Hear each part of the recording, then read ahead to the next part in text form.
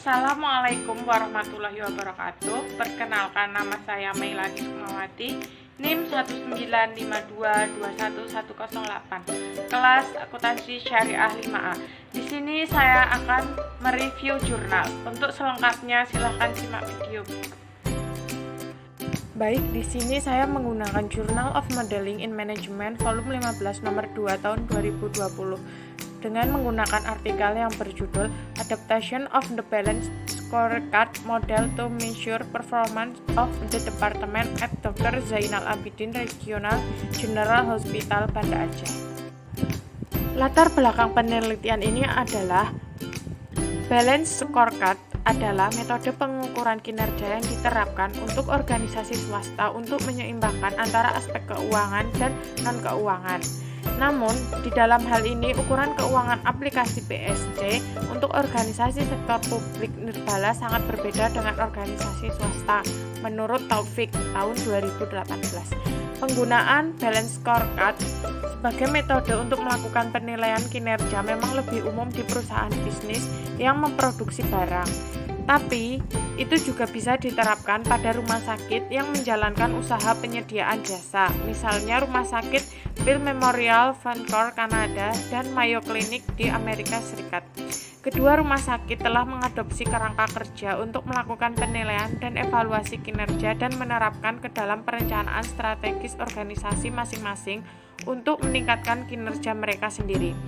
Pandangan yang sama juga datang dari Kau et al. Tahun 1998 yang merekomendasikan untuk melakukan penilaian kinerja di organisasi kesehatan.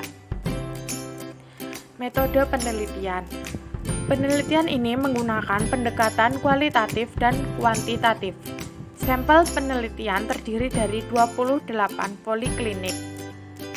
Penelitian ini dilakukan di Rumah Sakit Dr. Zainal Abidin, Banda Aceh, mulai dari Agustus sampai November 2016. Data teknik pengumpulan yang digunakan meliputi wawancara, observasi, dan dokumentasi. Data yang dibutuhkan untuk melakukan penilaian kinerja ke departemen-departemen di Rumah Sakit Dr. Zainal Abidin dalam penelitian ini dapat diklasifikasikan sebagai berikut.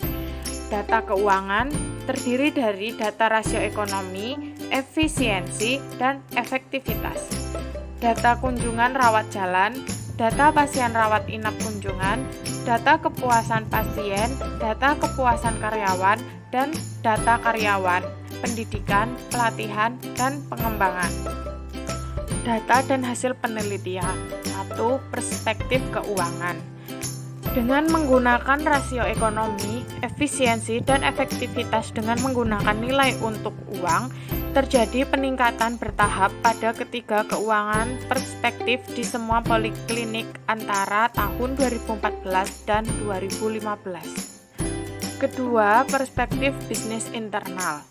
Terdapat peningkatan yang signifikan antara kunjungan yang ditargetkan dan kunjungan yang sebenarnya di sebagian besar departemen. Ketiga, perspektif pelanggan.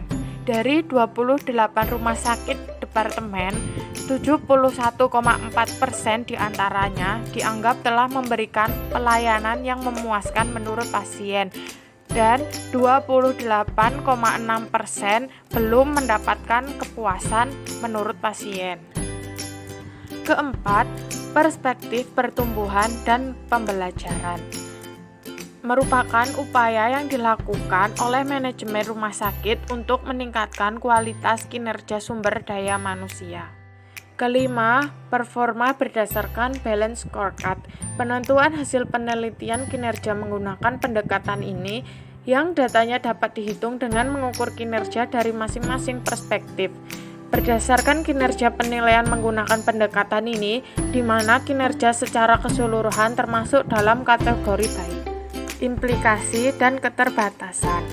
Berdasarkan hasil analisis, dapat disimpulkan bahwa secara keseluruhan hasil penilaian kinerja menggunakan pendekatan Balanced Scorecard dilihat dari aspek finansial, perspektif bisnis internal, pelanggan, dan pelatihan, Rumah Sakit Dr. Zainal Abidin telah memberikan pelayanan dan kinerja yang baik.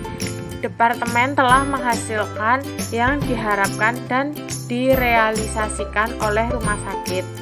Keterbatasan penelitian terletak pada variabel yang diteliti, yang berhubungan dengan strategi manajemen dan manajemen sumber daya manusia rumah sakit, implementasi sumber daya, keunikan dan kinerja, dan pengelolaan keuangan rumah sakit. Terima kasih karena sudah menyimak video dari saya. Sekian dari saya, kurang dan lebihnya mohon maaf. Wassalamualaikum warahmatullahi wabarakatuh.